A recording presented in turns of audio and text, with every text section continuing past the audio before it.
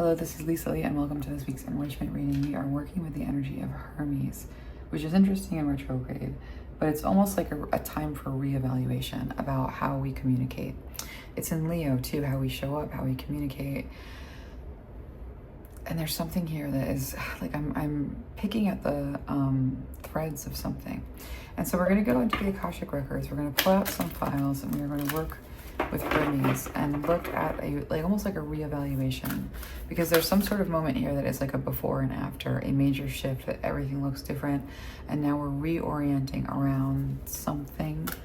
We're going to look. So if you want to just take a couple of deep breaths, enter into the sacred space. Let's go ahead and begin. Hermes. What do we have here in the Akashic records? The cosmic heart,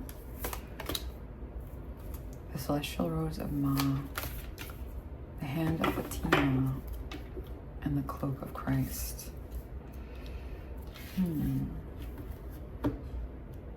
Let's get some cards. So with the cosmic heart, there's something about a bright and powerful heart that has some, like there's something eclipsing it, or it exists very pristine. Like, let me take a look at this.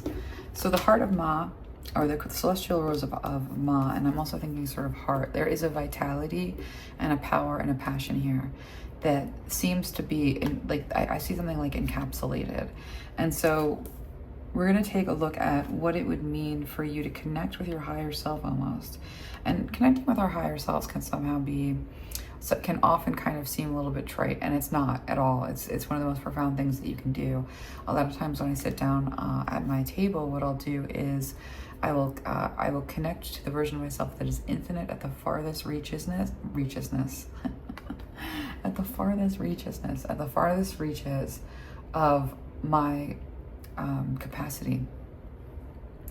And so that's what we're looking at here a little bit, like connecting with a part of yourself that is infinite, that is at the farthest reach of your expansion, and then looping back to that part of you that is finite, that you are now, and having that connection and having that loop be like truly engaged. And so there is something here about a heart that is encased in some, like, this, it looks like grief because it's like darkness sort of, but it's blue. So I see the blues. There's some level of grief here. And with the celestial rose of Ma, this is like, I'm feeling like passion, and passion at the level of your destiny and your soul's calling, and even your soul's passion to some extent.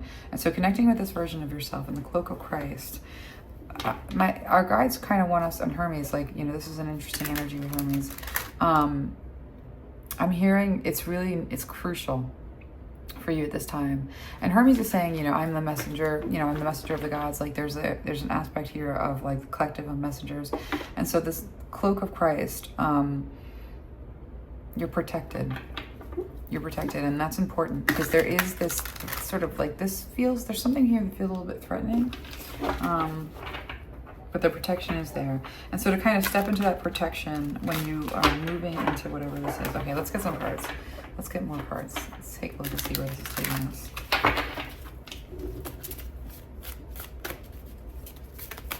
Yeah, things do feel different, don't they? Like there's something about like a major energetic shift.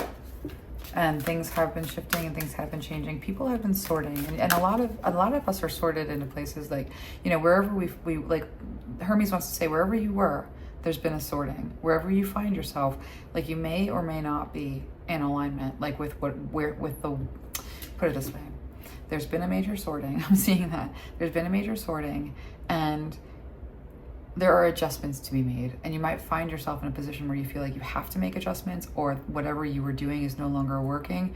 And so like this is a period, and right now where we are in this retrograde, in this sort of like thinking about how you want to show up and how you want to voice and how you want to be you, where and we're going to get into the Akashic records, but like I'm seeing a very clear picture here where yeah, let me see. I lost it. Every time I feel the doubt, like I end up kind of like crushing the flow. Let's get some cards. Reorientation. So you might not be in the same spot that you were before, or if you are, you might be pushed to move.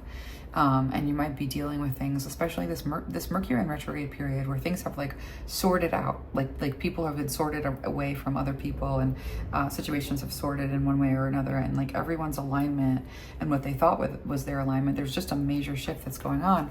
And so Hermes is saying that what we're dealing with in the way of changes, things don't work, things are working, they're not working, like where am I going, what does it mean, not quite there, but also here. There's a process at play. And so when we step into the Akashic records, like part of what it is for you to, like for what this reading is kind of doing, part of what it is for you to engage with this reading is to understand that like where your heart is cloaked, and that vitality and that wisdom is seemingly maybe even like a little bit disconnect, there is a reconnecting here that is like connecting you with a version of yourself that is infinite, like connecting with yourself, you know, your highest self, your sense of self, like your own mission, your own particular purpose, like something very individual to you, and that there's a safety around you, there's a cloak around what you're supposed to be doing and who you are. And so when we think about like Akashic records and going into it right now, we're starting at who you are in these records. What is your record sort of distilled down to? And with this cosmic heart, again, like there's something about you in this moment of time that is like crucial to the bigger picture. Look at that 10 of Pentacles, absolutely. With this Knight of Swords. Now, 10 of Pentacles is going to be your value. And I was hoping that value would come up, because one of the biggest fights that we have is with like how people are valuing us, how people are not valuing us, what does it mean to be valued, like, and all of that is external, like the external values. And like one of the biggest messages and takeaways from this reading that I want you to have is like, you set your value. No one else sets your value. And if you don't set your value, people will be trying to impose how they're going to try and set your value for you. Always. So you got to set your own value. You got to keep your own value. You got to speak from your sense of your own value. You got to think from your sense of your own value. And your value needs to be an anchor and an anchor point within you that isn't budged, that isn't affected, or it isn't even evaluated by the external forces, because external forces can't evaluate you properly. There's like, you know, when you think about like the people, the opportunities, the things, you know, the government doesn't value you, the family doesn't value you, the person doesn't value you, or are you valued, or are you valued enough? Like this is something that like is like static. This is something that is constantly like playing on a loop. Like, were you overvalued? Were you undervalued?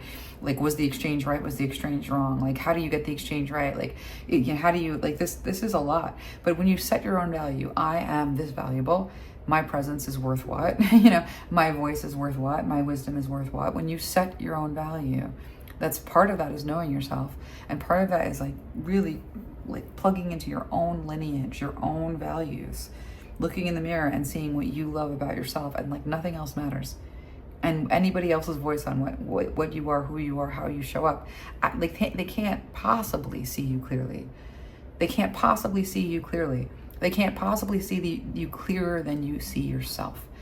And so if you're taking somebody else's word on your value and you can't even see yourself clearly, this is where we want to fix things. We want you to have that value established within yourself. And then from there, that's this vitality. Like, this is my value. This is my worth. You know it. Nobody can shake that. That's your invincibility core. And so that core strength around your own invincibility is what you bring into the world, what you have as boundaries, what functions as a shield, and what keeps you, it's almost like impervious, you know, like there are always going to be people who are going to play games. There are always going to be people who are going to do the dubious, wrong, like no good things. There are always going to be people who make decisions to be like not good, you know, but if your value is set and your value is like established, like that's your baseline. And whatever people do with that is almost like none of your business to a certain extent. You know, it's almost like whatever people are talking about you, it's really none of your business, because it's not involving you. And so when we think about this cosmic heart, it's sort of like, this is a fear of being perceived, and this is a fear of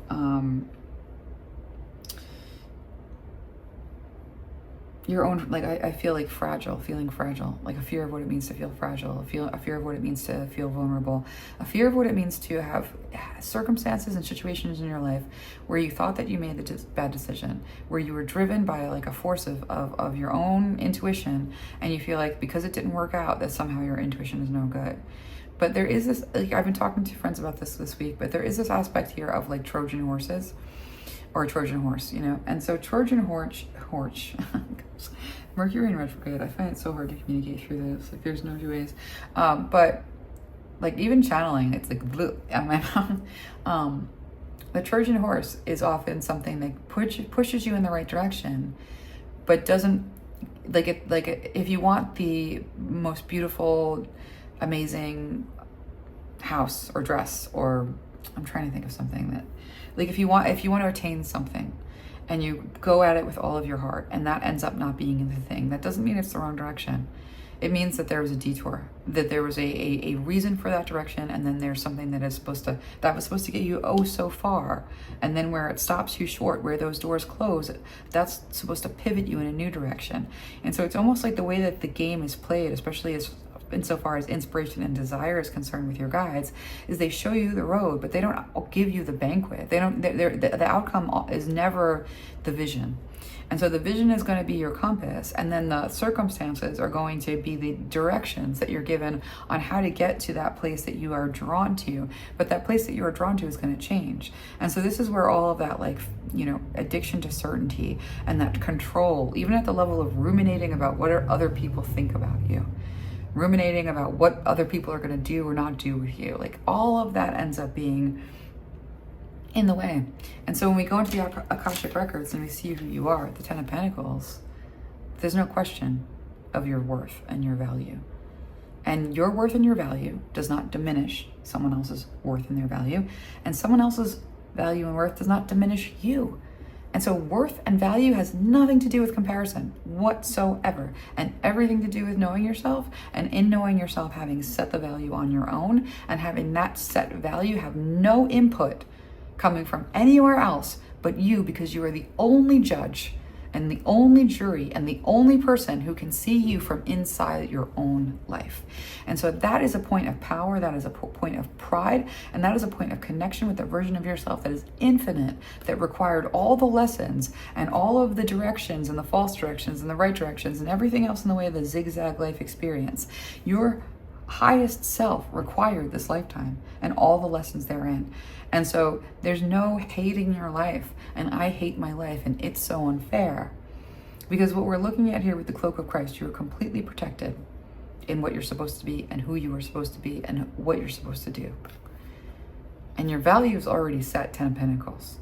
You are carrying this legacy. And we'll look at the story in your Akashic Record a little bit, just for some fun here. But with that King of Swords being about like your communication skills being perfect, mastery over the mind is already established with you. But this Knight of Swords is this taking action. The Seven of Pentacles, I feel this is being like, I don't want to, I don't have it in me, I'm so tired. Like the world is crappy, like there's nothing to work for, like no one is worth it. Like there is this thing about setting your own value against the world, and that's a defense mechanism. But setting your own values, I know what I'm worth, I know I'm Ten of Pentacles. Anybody who is going to value me the way that I feel that I am meant to be valued is welcome at my table. They are welcome in my circle. They can benefit from my creative input. They can benefit from my friendship. They can benefit from far more than they are, than they can, like, and that's where you set yourself. You ten of Pentacles. If you are, you have to put, it's not about supremacy, but it is about setting your value and keeping it there. And anybody who trespasses, well, good luck. Good luck. I've set my value. My value is not just my value. It is the value that I bring the gods. It is the value I bring my community. It is the value I bring everything I do. And that impact on the world is going to be my spiritual authority. So good luck. Once you set your value and people cross you, that is like you look at that and you say, good luck. Basically, good luck. Because that's confidence. That's real confidence, because it's self-trust. And it's like not abandoning yourself in loops of taking in other people's projections and then defending yourself against those. It's not abandoning yourself and finding an identity in defense of what people think you are, and you're going to stand for what you are and speak from that place, but without any of the introspection and self-love and knowing and being more than just the defense. And I'm working on that myself. That's something I'm working on also. And so when we think about this Knight of Swords being the action that your guides want you to take about moving yourself out of a place of, I almost feel like the grief is when you've been grieving and you haven't had the support in that grieving, when you have had losses and you've attributed those losses to a failure of your own ability to do things, like, you know, your intuition brought you down this path, it was the wrong path and you had to turn around, you lost all this stuff in that way. If you're able to reevaluate it as like there is treasures in every path and every like wrong road and every like Trojan horse, there's a redirection and there's a purpose. There's a purpose.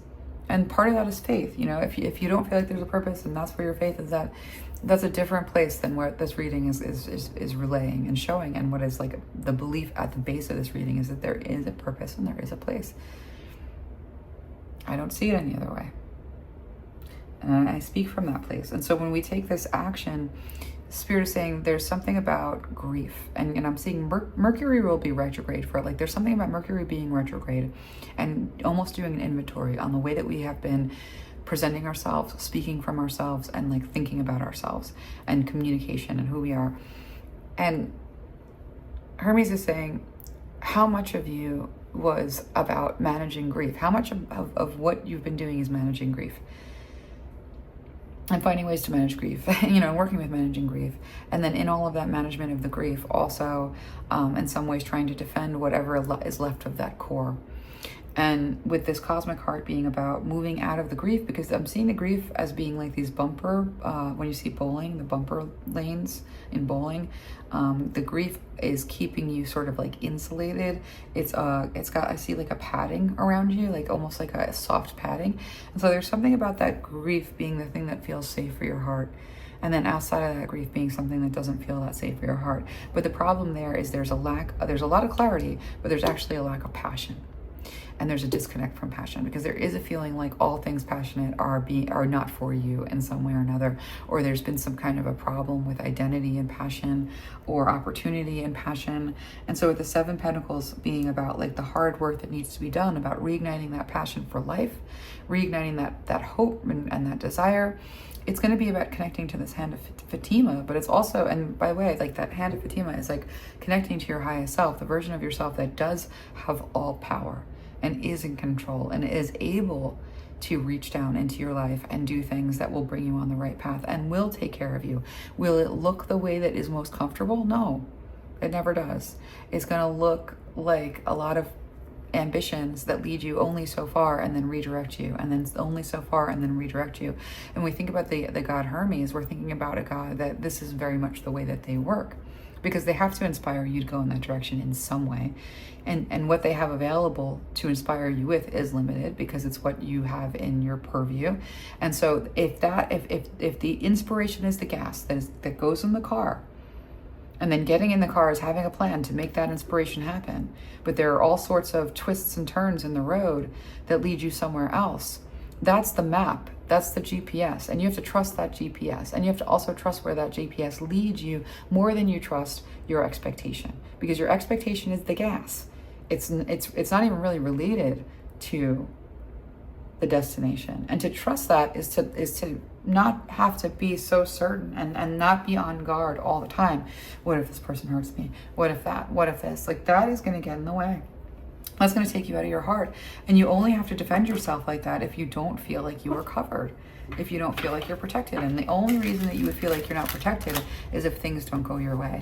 If you believe that things don't go your way equals I am not protected, Hermes is saying that's not true. There's nothing about that that's true. You're here for the adventure that you're on. If it seems like this isn't good enough for you, set your worth.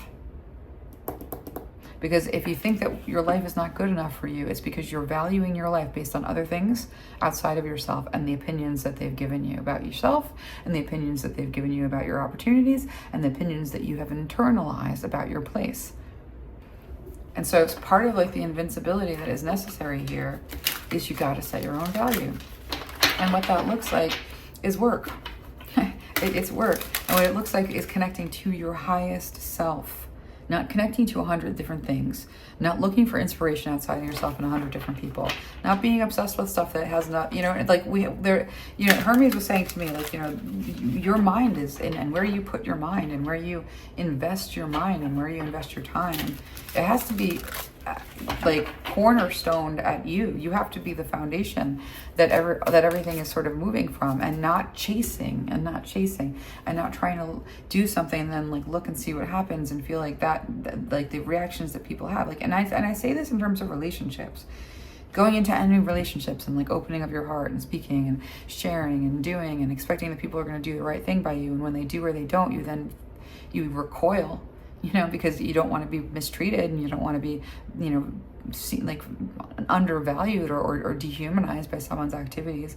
You don't want to deal with that. You don't want to pick up on that. You don't want to be in the range of that.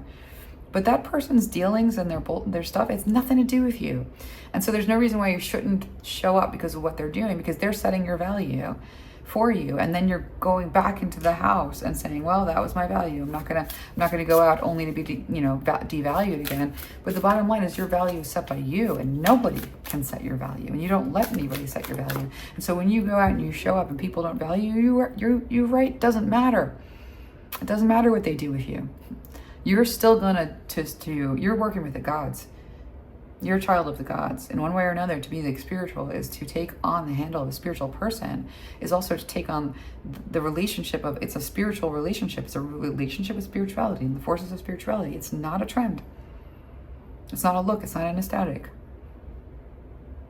It's not an outgrowth of something theater. It's something that is a relationship. It's holy. Going back to our ancestors, 1,000 years, 1,000,000 years, we see a relationship with the divine.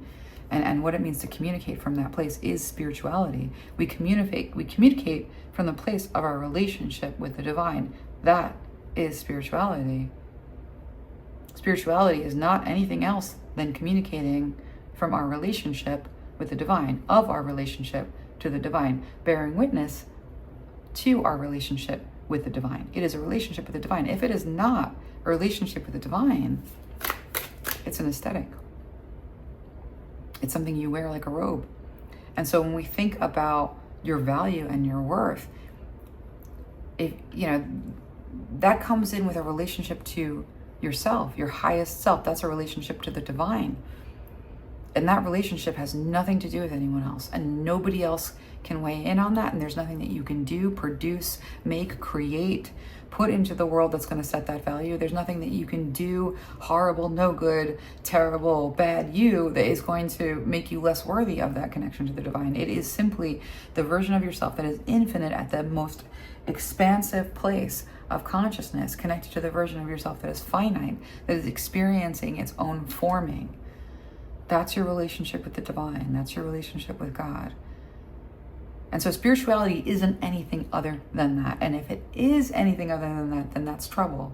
That's a problem. And so with Mercury in retrograde being about the work of reconnecting with your passion, it's connecting with that identity of the highest self. That identity is without end when it comes to worth. It's not anything that could be less than 10 of Pentacles. In fact, it is complete, and it is holy, and it is fully worth, its value. And so we have to ask our guides, and you have to ask your highest self in this particular way, show me my worth, show me my value, not with other people, with me. Help me find my own worth, set my own worth, and that anchor, that center of gravity is not going to be shaken by a dirty look or an attitude, And with this Three of Pentacles being about the cathedral that you are meant to build with others, the life that you are meant to have, what is meant for you will never go to anybody else. Never. And if it goes, and if you think it does, it's because you looked at the road and you had an expectation. But when your highest self decides to conceal you for your own good, when your highest self decides to shut certain doors so that other doors could open that are more in alignment with the value that you have for the world, with the gods, and in general, the hardest thing with all of that is to know our value, know that the gods value us, and know what it means to be in relationship with those gods, in relationship with our higher self, and trust that if they've given you a U-turn, if they've pushed you out of whatever you were doing, if the things are not working as they should be, that's information, and that information is meant to guide you, and that's what guidance is. Guidance is not getting what we want when we do the work and doing a bunch of stuff and then expecting a reward.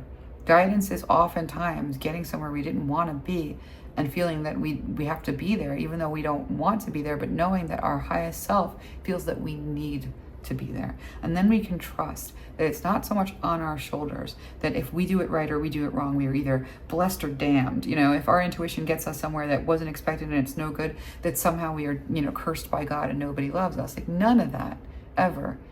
It's all directional. And so that's that Knight of Swords, like getting direction and being in this place of grief. Some of that is taking on responsibilities that were never yours. You know, taking on the responsibility for the place that you find yourself in. In some ways, you know, we don't want to spiritually bypass and not take responsibility for our life.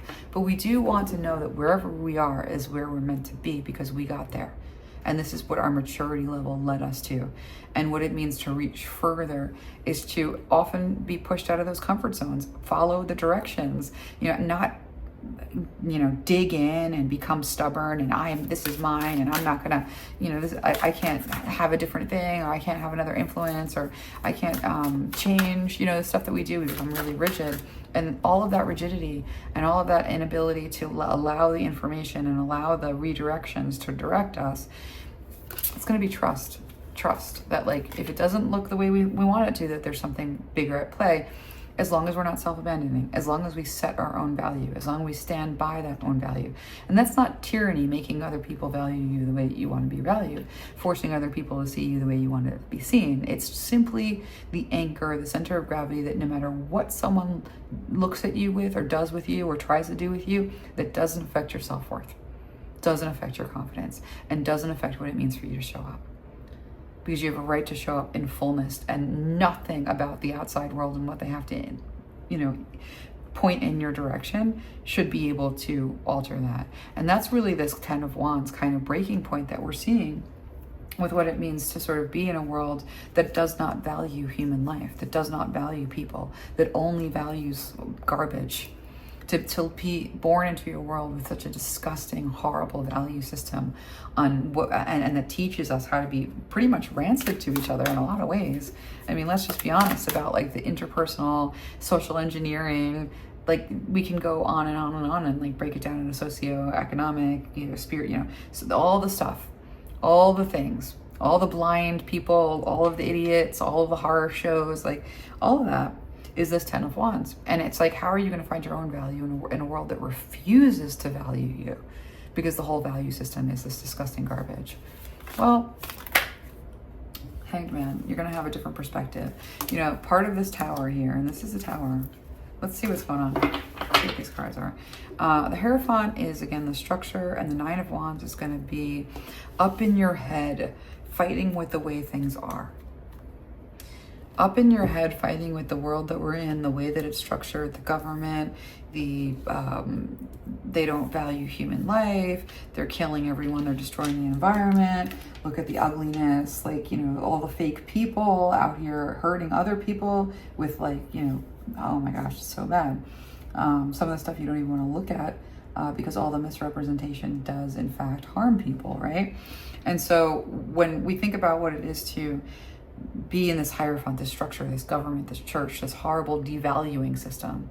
Instead of a valuing system, it's a devaluing system. That Nine of Wands is being all up in your head and fighting with the life on life's terms. What is life on life's terms? The life that you have is the life that you have.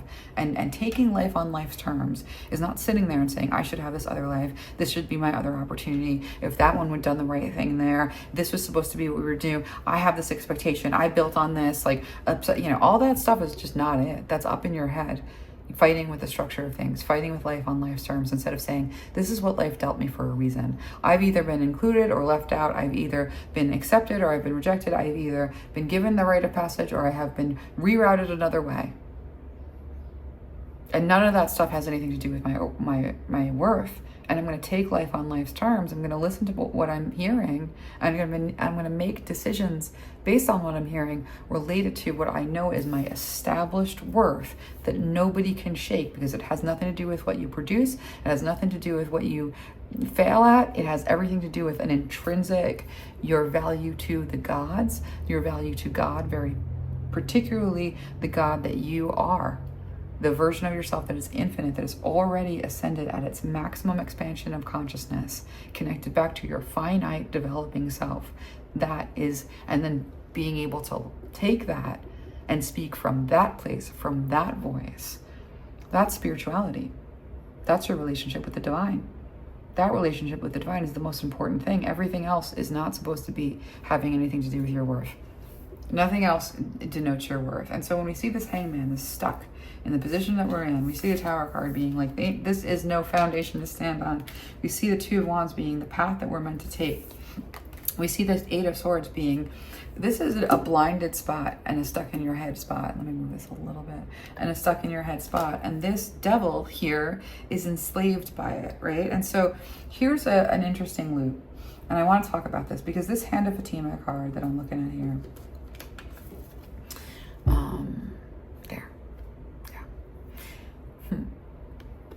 I don't know if you can see this, but she's got her hand, and this is her. I want you to think about this as this is her finite life that she's in right now. It's a lifespan, and it's full of lessons, and it's full of hardships, and it's full of all kinds of things that don't make a lot of sense until you're out of that picture. I say this a lot. This comes through channeling a lot. I say it a lot. The honeybee does not know that it is pollinating the earth. The honeybee does not have the greater plan. The honeybee only knows that it loves pollen. And so that lifespan only knows what it desires. It does not know the greater plan. And those desires are not wrong. And not trusting your desires and not trusting your intuition, that comes from thinking that your desires or your intuition that it steered you wrong.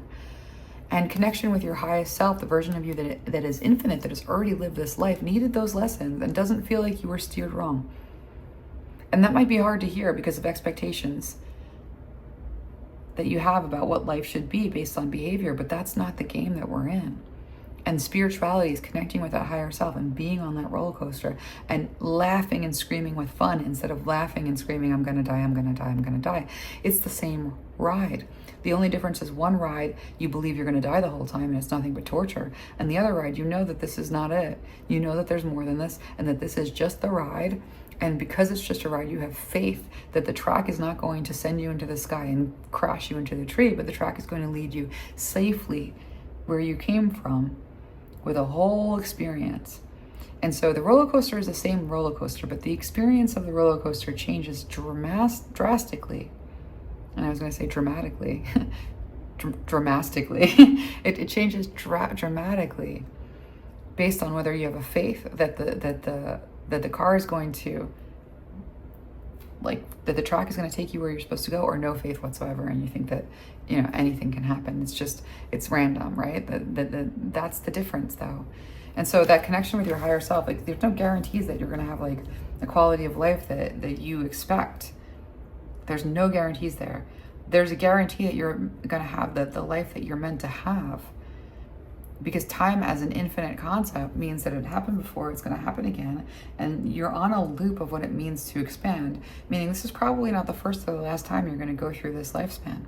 There's a lot that happens interdimensionally that as we open our eyes to the possibilities of what it is to take this a little bit lighter, be a little bit more allowing, be on the roller coaster, but do so from that hanged man perspective of you may be on the roller coaster, but whether you trust the gods and you trust God and you trust your higher self, that roller coaster is fun and you're screaming and it's a little bit of a thrill, but you don't think you're going to die.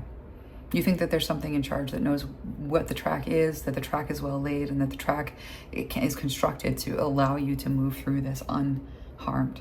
And by unharmed, I don't mean without pain or fear.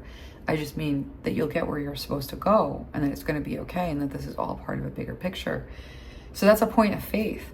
The roller coaster is going to be the roller coaster. Your belief about where you are on this ride and if this ride is good or bad, that's going to be what contains your faith, what holds you. And so I feel like there's a lack of faith in the self because there's a lack of trust in God. Or a system of God, or a higher, ability to see and do and feel. There's a chaos. Maybe it's all just, horrible in every direction and it's all so bad. But there's something about the mystery that's guarded. And there's something here about trusting your higher self, that there is a plan in place, because nothing in the ecosystem is without purpose. And everything about purpose tells a story about its function. And everything about that function is perfect. And so to trust the roller coaster is to have a better experience, not to be without the speed and the turns and twists, not to be without the redirection, not to be without the fuel to the stop point, to the need for refuel and the redirection. But the King of Swords is like a heart shut down because it didn't happen, and if that's this, and there's a call to grow up from that. There's a call to grow up from encasing your heart in the grief of all that wasn't and all that can't be, and fighting nonstop with the structure of the Hierophant up in your head with a 9 of Wands, battling and battling and battling and battling and holding all those battles, and then using all those battles to determine your safety level, because the roller coaster keeps on twisting and turning and it's really going fast. And if you just hold on tight and you strap yourself even in more and you shut your eyes and you grit your teeth, it won't feel so hard. And Spirit, and Hermes right here is saying, no, you're on the roller coaster, all right? Just open your eyes and have fun with it, because this is going to be a ride, and that's the way that it is. This is what we signed up for, and you get to believe that the track is secure and that you're going to be fine and be having fun with this, or you can believe the entire time that somehow closing your eyes and balling your fists and getting really, really determined not to feel a thing is going to somehow be the winning strategy. You're still on the roller coaster. Do you really want to get off the roller coaster and feel like you didn't have much of an experience because the whole time you were trying to control the track that was never yours to control in the first place? You don't have any control over where you were born, who you were born to, and what the opportunities of your life would afford you. You never had control over that. Where you do have control is you have creative control with the circumstances that you're in, with life on life's terms. And arguing with life on life's terms can take you out of living. And so this is an invitation to enter back into living with trust, with the cloak of Christ, knowing that you are absolutely and completely safe, that track is secure, that you're not going to fly off it, and that if you find yourself in a struggle point, that you're going to get through it, that it's not going to last, that this is a moving cart that you're on. And so that 3 of Pentacles being about building something bigger, building a cathedral with others. It's not by yourself. You're not doing this by yourself. But you're also not going to wrestle like this cooperation with this 9 of Wands battles and fighting and defense. Like the Hierophant is the Hierophant.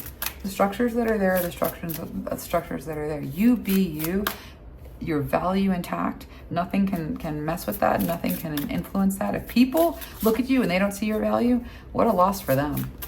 If they look at you and they see you as a meal ticket, what a loss for them. If they look at you and they see you as something that is less than you are, like what a loss for them. You're just going to keep showing up for you. And you're going to show up as you, and you're going to let the chips fall as they may, because the divine feminine aspect of God is not just knowing your own value, but knowing the value of your creative capacity, knowing the value of your relationship with the divine genius, your relationship with your highest self, valuing things very differently. Because if all of our value comes from the Spirit here, I want to see what that is. Let's get a couple more cards, and we're actually kind of zipping through this. This is going faster than I thought. Look at this Tower under the Cosmic Heart. The Cosmic Heart is everything I ever wanted, everything I ever dreamed of, and then there's all this grief around with the blue. So this Cosmic Heart, I see this as being clarity. I love, I am, it's perfected almost actually. And then that red is like this passion that is not as strong, because it's still there, it still fights, but it feels dampened down by all of the grief. And there's a feeling of not being heard. And that not being heard and not being valued is kind of like, I see it kind of tangled up. And those two things shouldn't be tangled up. Just because people don't want to hear you doesn't mean you're not of value. Again, your value has nothing to do with what you say. Nothing that you say is that's not it, right? Your value is something so different. Your value is in relationship to the version of yourself that is infinite. There is no other benchmark. And so when we think about this grief that keeps you from experiencing yourself as valued, knowing yourself as valued, valuing your own life, keeps you sort of confined here, there's a call to take action on that, because that is not a tower that's going to hold you. The protective mechanisms that are built up are really thick, really massive. And when it comes to your ambition and your hopes and your curiosity and just wandering around life with an open heart and letting things surprise you, I feel Hermes be like, All right, so there's something about that. When's the last time you let something surprise you? And if you say, the last time I let something surprise me, it hurt me, what was the expectation? Like, that's a little funny. Like, it's like we can't live in service to avoiding pain, or we lose our whole life. And so when we have had pain, when we've experienced pain, pain does not qualify the value of the entire experience either. Just because something didn't end up how you wanted it, it didn't meet your expectations, it disappointed you, does not mean that the years spent or the whole value of the experience is somehow lost. The opposite is true. Once something is finished, once you let it go, now you can actually think about the value of what your soul got in the way of expansion and lessons and perspective from that experience. You can think about where you were having like beauty and joy and love and intimacy, and where it wasn't abuse, because those things have to exist in separate spaces to a certain extent. They coexist, but there's a separation there as well. And so with the hand of Fatima, you're going to get your wisdom. You're going to get your divine genius from connecting to the divine. Your spirituality is your relationship with the divine. Cultivating your relationship with the divine is believing that you're divine, believing that others are divine. If you don't trespass that, the guides will work with you. They'll make themselves known. The gods will come to you. They will interact with you, but you can't trespass knowing that you're divine and knowing that others are divine. And that's like a very big rule. That's a huge rule. That should be a billboard somewhere. If you trespass valuing somebody else as less than divine, and if you trespass valuing yourself as less than divine, then the gods aren't going to mess with you. They're not going to talk to you because you're out of sync with them, because they are divine, and the aspects of them that exist in others, which all of them exist in all others, because they're not human. They're essences that we express, and they have their own consciousness, and they interact with us all the time. But you will be blessed by the gods. You will have an interaction with your highest self when you actually value yourself. And you can't value yourself if you devalue others. Let that be clear. Because if you dehumanize somebody else, it has an inverse effect on your own humanity and your sense of your own value in that humanity, because it's an all or nothing with that. And so these things are really important, because we strategize a lot about our value and the other people's value, and what does that value mean, and the unknown and the inspiration, and where does it come from, and what is the God, and who is the what, and where. We do this. I mean, I do it. I'm sure we all do. And so the higher power here is saying, connecting with that higher power is first connecting with your divinity. And you do that by valuing yourself in that way as divine. And you can only value yourself divine if you value others as divine. And that has to change your whole value system. And it also should change how you treat people. Because if you don't treat people like they're divine, even the worst of them, this is the hardest part, believe me. Because people do rank themselves, and they do sort themselves. And they do sort themselves as unworthy of you, let's be clear. If they're not valuing you properly, and you have that value set, and it is your center of gravity, those people they don't get access.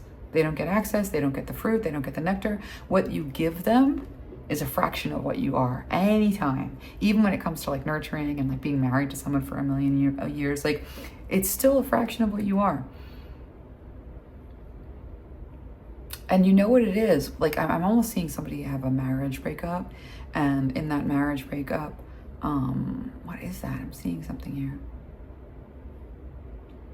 A lot of times when something ends or somebody dies, like in the grief, you then have the value. You can see the value after it's over. And like I'm seeing almost like a relationship where somebody's spouse didn't see their value or treat them with value until after they left, because then that value became known and became manifest, it became understood. Now I want you to take that same scenario, and I want you to think about people who haven't had the opportunity to get to know each other because one person devalued the other. That whole value of what you are is lost to the other person when they don't do the right thing by you. That is a massive loss, even if they don't know it. And they don't need to know it, and you don't need them to know it, because you just need to know your own value and what you bring to the table as a collaborator, as a partner, as a friend. And so like we treat each other as divine because we don't know what mystery the gods have for us in what it means to encounter another person. And sometimes people can disappoint us. That's fine. That's a redirect. Here's the gas to get to here, and now we have another direction for you. And you learned all these things about yourself, and you learned all these things about those people, and you were able to make a discernment, be something that's more part of how you orient. It's a value to your higher self. Are those people who did you dirty divine? Yeah. But that doesn't mean that they get access to you. But you still see them as divine, and in doing that, you forgive them, and you emancipate yourself from the mind prison of fighting with life on life's terms, and feeling like you need people to agree with you on justice and beliefs and the right way of doing things instead of the wrong way of doing things in order to get anywhere in life. And that's not true. Because what you have of value is going to get you where you're going to life, in life. What you have of value is going to get you where you're going to in life. The divine feminine aspect of God is everything that makes you you, very particularly the whole lineage that you carry within you, and that connection to your highest self right there. Value, like, boom, nothing else. Everyone else, is a different experience of mirrors and seeing and house of mirrors, but you don't build your tower on the opinions of others and the belief of others. You don't build your tower on a sense of your own worth based on the job that you have, the salary that you have, the opportunities that you have, the place that you were born, because you had no choice about where you were born, who you were born to, and what opportunities would be offered to you because of that place of birth. So you are no more valuable than the person living in like the most war-torn place that will never even get an education. You aren't more valuable than that person. That person is as divine as you are. And so when you think about your value is related to your choices, and then you think about other people's value is related to their choices, and you're judging people's choices, this is the landslide that takes you out of your own value and then takes you out of those graces and the connection to the divine. It really does. Because where you get that divine genius, where you have that channel, where you have that relationship, is because you see the divine in yourself, which you can't really fully, wholly hold if you're devaluing everybody else as less divine than you. And so that unknown and that inspiration, like that comes in around the work here with being on the right path related to your passions. The honeybee knows what it desires. Now, if there is a level of disconnect with a desire, here is where we have the higher power, because there's something here that has you up in your head about relating with community and the devil. Let's have a look at it. Let's take a look. Let's see what the spirit wants to show us with that. Eight of Swords is a very important card. I'm just going to hold this up, because with the Eight of Swords, you see somebody who, this is a very bad Eight of Swords too. She's here with a noose, and there are swords all around her. And this is one of the few renditions of the Eight of Swords that I've ever seen where there is something that threatens her if she steps forward. But there's also a bird up here, and this bird has been pecking and pecking and pecking and pecking at those ropes. So she might be in this Eight of Swords position. And this is going to be the equivalent of being born in a war-torn country with no options and really truly feeling like there is nothing that can save this person. Here is a person who is in a situation where if they step forward, they might die, and everything around them is treacherous. But what they don't know, this is where the bigger picture is that there is a bird here that is hard at work getting rid of that rope, and that will be that what the circumstances show you today about your safety or lack of safety in terms of moving forward are not fixed. And there are lots of aspects of nature, and the mice here as well, all these different aspects of nature at play, and whether or not there is an opportunity for that emancipation. And that's where trust comes in, because in the same way you were not in control of where you were born, you're also not in control of the next day that you get. You can get sick at any moment. You can get hit by a car at any moment. And so this obsession with control, with that Hierophant and that Nine of Wands, is like not taking life on life's terms. And so she's standing here and she can be stuck, but she's hearing the pecking of that bird above her. If she's still. She's not screaming. She's not in agony. She's not crying. She's on the ride. It is uncomfortable, but she knows that the track is going to deliver her.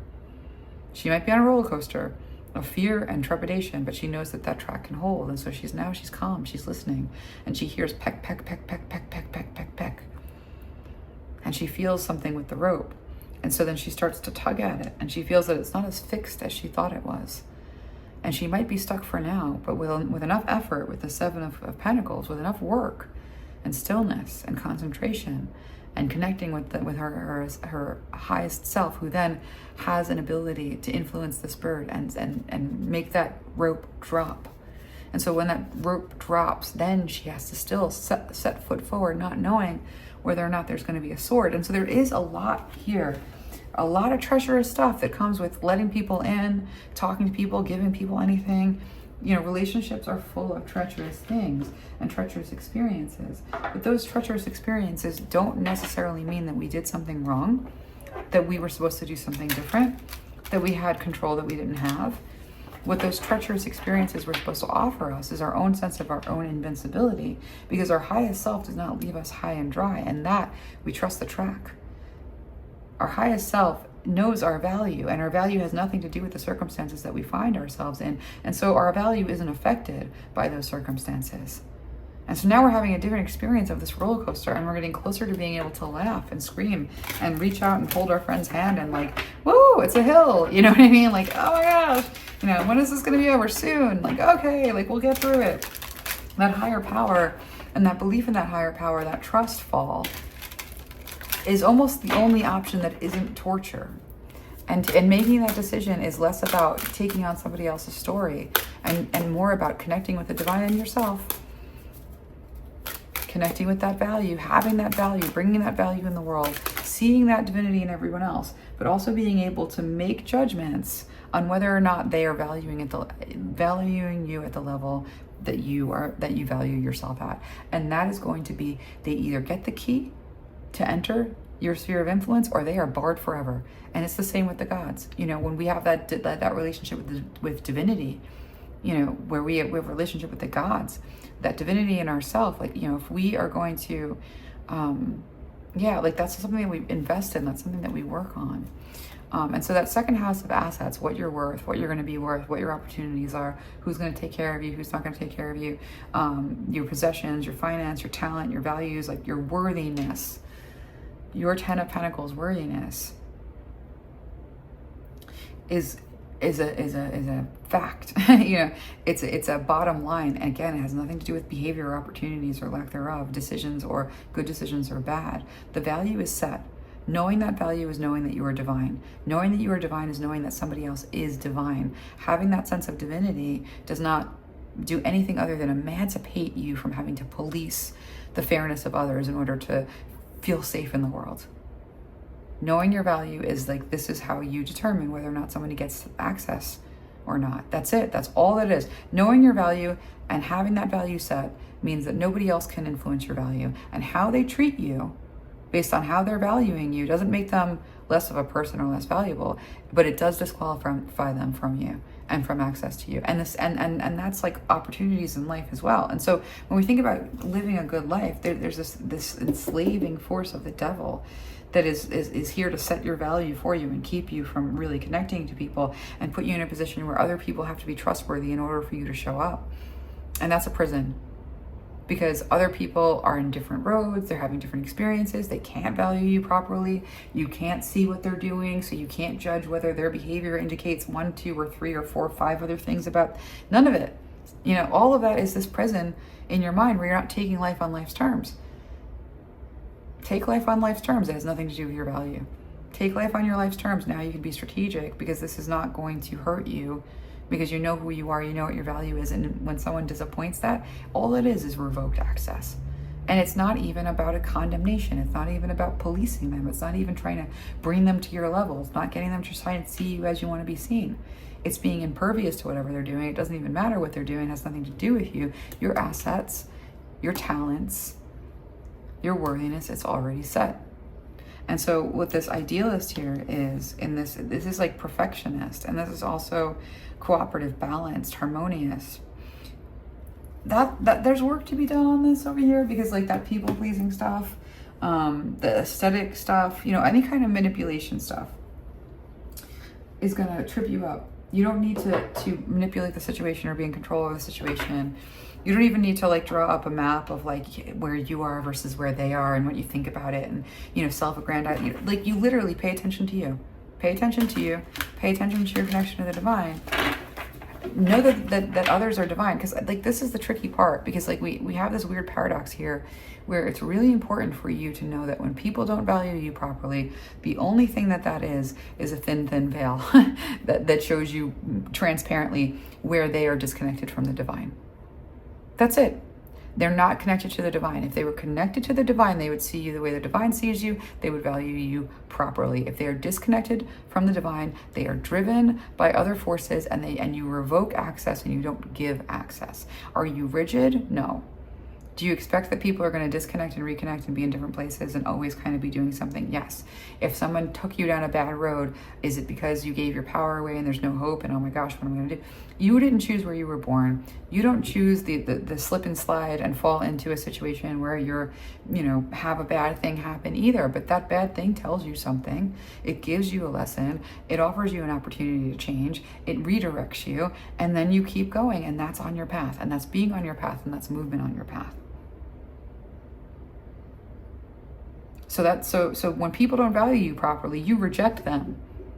That's not taking away their value. That's not taking away their connection to the divine. It's just noticing that they have disconnected themselves from the divine because of the way that they're treating you, and therefore treating themselves. And I think this is all connected, because this is where we are all one. We have to find our way to get away from this notion of deserve. My behavior, I deserve this. Your behavior, you deserve that. This is my place, that's your place. Like, that stuff we have to get away with, because you don't choose where you're born, and you don't choose what your opportunities are. You don't choose, even your placement. Your placement has everything to do with where somebody else was sick, or where somebody else was tired, or where somebody else didn't have enough. Your placement has nothing to do with your grand beauty and your grand talent.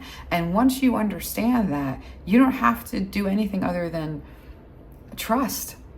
And then trust that life on life's terms, with that divine intuition, that divine inspiration, that divine connection, that relationship with your higher self, that investment in a spiritual practice that is connecting to some form of God that you recognize as the holiest of your holies, as the most expanded aspect of your consciousness, the richness in all of that, the perspective in all of that. And that's not about judging people and putting them in the penalty box, and now judging the world and judging its capacity to meet you, and judging what socializing is or isn't, and judging, this is where we, again, 9 of Wands, Hierophant, we're going to fight with the structure of the way that things are. We're going to impose our theory of mind on everybody to the degree where, none of them are valuable and none of them are giving us anything, and everything that they gave us is nothing because they ended up being a crook. They ended up being a crook. They did something of value. They taught you never to make that mistake again. There was probably some really good fun times.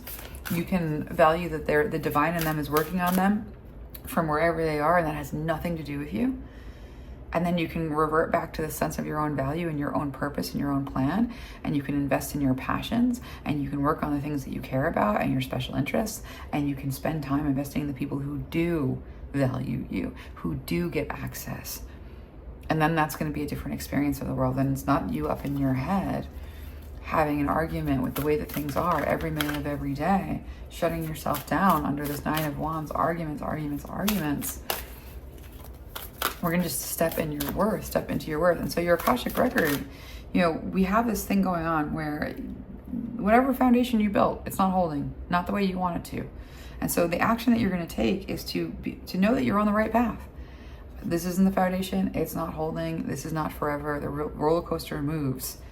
And it has to move. If you're stuck on the roller coaster and it's turned off and you're in the same place and this is the place that you're holding, and you've screamed and you've made them turn off the roller coaster, and you're holding up everybody else because you can't budge and it has to be the way that you want it, and you made it this way and so it's yours, and you're crazy. Now you're having a miserable experience, and you're kind of gumming it up. But once you're allowing yourself to just be where you are, you're on the right path. Work from this place of on the right path. Find your passion from exactly where you are. Connect with the divine version of yourself and ask for inspiration. Ask for anything that is going to move you out of whatever the judgment wheel ends up being. I cannot communicate from retreat. Mercury in retrograde, literally, I have marbles in my mouth as I try to channel and speak. But that's where we are right now. It's what does it mean to have a flow and a clear channel It's not being gummed up by demands. And become the elixir. Let your glow do the heavy lifting. Is being the person on the roller coaster. Have you ever been on a roller coaster and the person that you're with is like laughing and screaming and like like in the most high pitched, joyful possible way, letting everybody else on the roller coaster know that this is fun and that we're not going to die? Like, there's something to becoming that source of magnetism, because you do know your value. You aren't questioning yourself. Nothing that anything else around you or anyone else around you can do can knock you off of your sense of value. When people mistreat you by devaluing you in any way that they put on the billboard, because they're going to show you when they do it, you just know that they're disconnected from the divine in themselves and the divine in others, and the divine isn't going to F with them until they're back on track, and so neither should you. But it's not about policing that the injustice and it's so unfair and we have to make it right and we have to do something about it. It's about tune in and turn on. Attune to the call of your own beat, of your own drummer, and move away from feeling like the mistakes or lack of mistakes or the circumstances somehow determine your worth, because they don't. Not even a little bit. And what does determine your worth, and let's look at it, because I was kind of hoping for more in the way of story with the Akashic Records, but I think we're just getting a very straightforward, very firm, message on knowing your worth is also related to being in touch with what is the divinity within you. What is of worth in you? When you ask yourself, like, okay, if I'm the one who's going to define my worth, if I'm the one who's going to decide what I'm worth, I'm going to sit down and I'm going to think about all the nice things that I've done and all of the good deeds and all of the ways that I was right and all of the ways that I tried and all of the ways, like, that's not it, because now you're talking about all of these behaviors and interactions and efforts that's not defining your will. That's defining how hard you could work and what your output was and how able you were at any given moment. So defining your worth has nothing to do with how you cast yourselves in the story that you narrate about the experiences that you had, to the extent that those external experiences have nothing to do with your worth. So how you find your worth, know your worth, and connect with your worth is some sort of a spiritual thing. It's some sort of relationship with the divine. And that relationship with the divine, no matter how you characterize the divine, is spirituality. So if you consider yourself a spiritual person, it's because you have a relationship with the divine, not a relationship with the divine and somebody else. A relationship with the divine within yourself. And I think organized religion is a relationship with the divine in a story outside of yourself. But the relationship with the divine is a story that you are the main character in. You are the main character in your relationship with the divine. So that is a spiritual practice, and that is spirituality. And that talking and speaking and bearing witness from that place of knowing yourself and the divinity in yourself and being connected to the divine is going to be inspiration. That's going to be voice. And so let's take a look and see what we have here in terms of the story. Let the animals be your guides. And animals, I think that, like, when we think about animals as being connected to the essences as well, but animals being like this other type of consciousness that is very much connected with the divine feminine aspect of God, the we. That we, I see the bird again here. The devil here is saying, too bad you're stuck.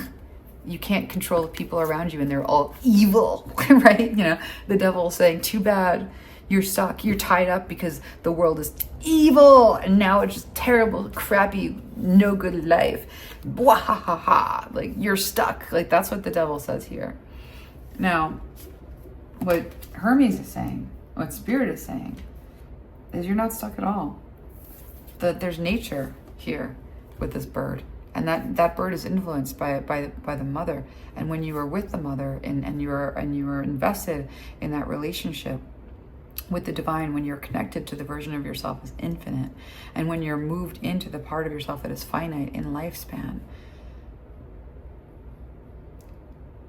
when you're with Mother Earth, and when you're one of hers, and again, that's a spiritual relationship that you have with your own soul, with your own body, then you become nature. And then nature moves to meet your every need. That's true. But how nature meets your need is not to take you out of the circumstance and the story. It's to send a friend who's going to cut down that rope. And then it's to give you the impulse and the strength. And even sometimes that rock bottom, I don't care if I fall on a sword, I can't stand here anymore, impetus to be pushed forward.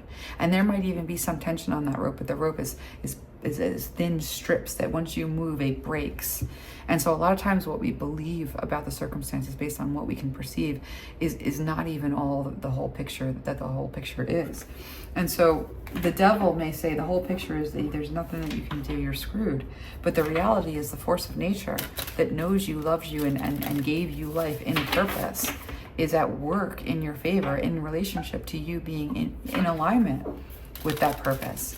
And that purpose and how you get in alignment with that purpose is, again, it's a relationship with the divine and that inspiration that comes from that. And that inspiration doesn't, isn't disqualified if it leads you down a road that redirects you in a way that you weren't expecting. That's not failure. That's not punishment. That's redirection. And to believe that it's redirection and not chaotic doom is the difference between faith and fear. And the difference between faith and fear is you're on the roller coaster. There's nothing you can do about that. Life on life's terms. Are you going to feel like you're going to die and have no trust that the track is going to hold you? Or are you going to sit there and say, hey, I know that the track is going to hold me. I'm on this ride until it's over. I might as well have fun with it. It's going to be a thrill. But it's not all that there is. I mean, in a sense, like you can say that a lifespan is the ride, but there's not all that there is. And so when you trust that, again, we have use your words consciously. When you make that decision to just be on this ride and say, I'm on a ride. It may not be comfortable, but I'm going to be inspired. The forces of nature are conspiring with me because I am with them. The aspects of the gods that move through me know me consciously because I'm conscious of them. The version of me that is infinite is taking care of me, and I trust that the track is set and the GPS is leading me. And even if I'm on a road that I don't understand, I'm going to follow that map, knowing that who made that map is, in fact, able. And so with your courage will be your reward. That's kind of the truth. That decision to say, I'm on this ride. I'm taking life on life terms. What's available for me in this moment may not be what I want it to be, and in comparison it might be awful, but it's also part of my journey. My journey is bigger than this ride. There's a picture that I don't even know exists that I'm gathering information for, that I'm gathering skills for, and I'm going to be at peace and I'm going to laugh, and that's going to be a hill, but I'm going to have a good time with it. That's going to be a relationship with your highest self and that trust, and that's confidence. Self-trust is confidence right there. That set value can't be shaken by anyone. And there will be forces that rise up when you say, here's my value, it's on offer. There's going to be people everywhere. It's going, no, you know what I mean? Like that you're going to attune to the call of that highest self. And that highest self is going to infuse you with desire, like that is related to who you are. And instead of listening to the voices of fear, what do the voices of fear what do the voices of fear sound like? The voices of fear sound like, you can't trust anybody, or they did this to you and so you can't trust them, or you can't get rid of them and you're stuck with them and there's nothing you can do about it, or they're not worth hanging out with because they, you know how they are. That's all fear. Or like, I know now that like I'm never going to do that again.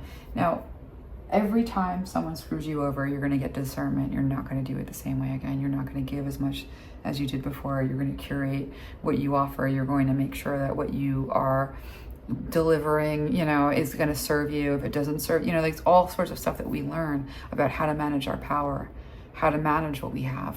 And that's going to be these redirections. I was going that way, I got redirected. Now you have a better sense of the terrain. You know what it is to drive through a storm. You know what it is to drive on a narrow passage. You know what it is to drive unpaved paths. You know what it is. Like there's all these ways in which you are gaining skills from these experiences. And that's where the reward is. That's where the value is. And it's not just about, the value of this lifespan. People who fall for the foolishness of making this lifespan where they put all of their sense of like what is valuable, don't do well when the lifespan is over. When you invest in things that are valuable beyond this lifespan, when the lifespan is over, it's boop, you're crossing right over. You've already done the work. But if all of your eggs are in the basket of success on this plane of existence and everything is invested and your whole, I see like a horse with blinders, the only thing that you're doing is making sure that you get to the top of that totem pole and hold your place and like that's it. What is that going to give you at the end of it all? What's important is your relationship with your highest self and your relationship with others, and really quality relationships with others only come to you when you've held up that litmus test of like, this is my worth, and someone sees it, they don't see it. They don't see it, that's a rejection. You hold the scepter of rejection, others don't. That's okay. That's a redirection. That means you're not supposed to be here. That's not supposed to be there. Not supposed to be over there. You know, that all of those not supposed to be is going to be a way of giving you the direction. Like, there's definitely with the like, I'm not even looking at this, I'm kind of like off the, I knew this was going to be a tough channel to hold, just because I'm like very affected by the Mercury and retrograde right now, which is funny because working with Hermes at this time too, sort of a double whammy. But what I'm sure, I feel like I'm conveying it over and over and over again. The question of value starts and ends with your sense of yourself as an eternal being. That's it. Spirituality and the value that spirituality holds starts and ends with your sense of yourself as an eternal being. And that eternal being something that you're connected to and that guides you and that knows what's going on. That's everything. And how many stories and what you do with the stories that go wrapped around that, you know, that's gonna be lots of stuff. You're making a lot with your life. You're creating a lot into the lifespan. You're showing where you're sorting yourself. You're showing what you value. You're working your way through values. I mean, there's a lot that you're doing, that you're collecting for this next life. And when I say, like, we don't want to look at the spiritual bypassing of living for another life, we have to have a balance between like living for this life and living for like our eternal self, because that is what spirituality is in part all about. And so when we let the animals be our guides, again, we come back to like, let me like, I just kind of look at that for just 1 second. I want to see what that means a little bit more. Let the animals be your guide, enchanted unity. And that enchanted unity with your highest self, that enchanted unity with the living sentient earth, and the enchanted unity with your living sentient body that is a part of the earth, your enchanted unity with the aspect of your consciousness that has expanded to as far as reaches. That's going to be your connection with spirit. That's what you want. You want life to be enchanting and enchanted. And that's where you're going to get your creativity. That's when you're getting your visions. That's when you're getting your sense of being attuned to the call and that desire that's from you, and not some mandate on making yourself valuable or doing the work to become valuable. High value woman, net worth, those are all lies. High value man, like every time we have this, like, you know, economy exchange related to like, oh, well, I worked so hard for it and that's why I'm me. You do not control where you were born or what opportunities you have. Wherever you are is in relationship to where someone else is, where everybody else is. And if you got somewhere, it wasn't because you deserved it, because deserve is kind of a dirty word. That doesn't mean that you didn't work hard, and that doesn't mean that you don't get credit. That doesn't mean you don't get recognition. But it does mean that you have an easier way, a more breathy way of like making some friends. You know what I mean? And with this, it's okay to say no too. And also when people disappoint you, it's not like some referendum on who you are or what you have to offer. When someone disappoints you, they did not hold your value. They didn't hold their own value if they didn't hold your value, because they didn't see the value that you would be to them. And that's okay. That means goodbye. You lose, you know, you're going to move on without them. And so that's the only penalty that can come if someone doesn't value you right. It has nothing to do with whether or not, you know, you're good enough. It's okay to have needs and to fulfill them. Oops. Follow your dreams and help will find you in unforeseen ways. So it's like, if you follow that path, if you are connecting with the divine, it's okay to have a voice and speak your truth. All of this sort of, you know, knowing yourself, connecting to the divine, speaking your truth, seeing the chips fall where they may, figuring out what it means to be in one position, have an ambition to go somewhere else, allow for the redirection, allowing for instances where doors close to be that redirection, and let the animals be your guides. Like, also means let people and things that are external influence you, create with them, but it doesn't set your value. Even when people love you, it doesn't set your value.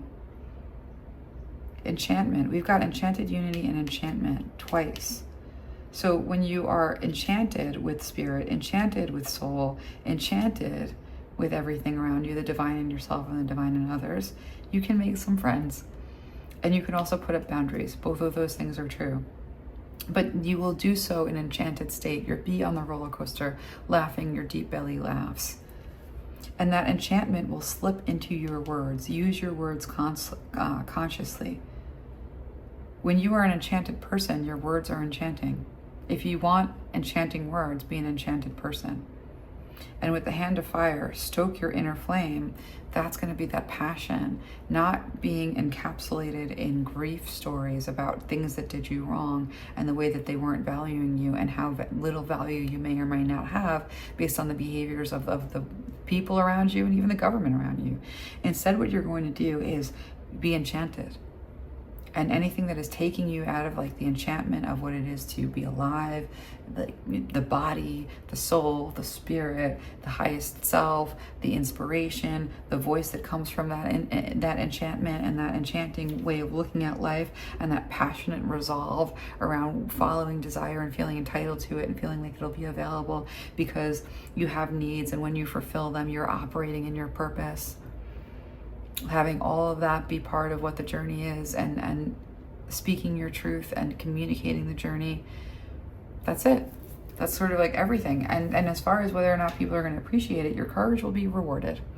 Your courage in your voice, your courage in attuning to the call, your courage in what it means to be enchanted and bring that enchantment into the world. That's going to be your reward. What people do with it, that's the litmus test. Are they going to be a part of your eternity? Are they going to be a part of your finite life as somebody who creates with you or is friends with you? It kind of depends on how they want to see you. And how they want to see you is not whether or not they called you when you wanted them to. How you want them to see you is not whether or not they showed up in the way that you needed them to show up.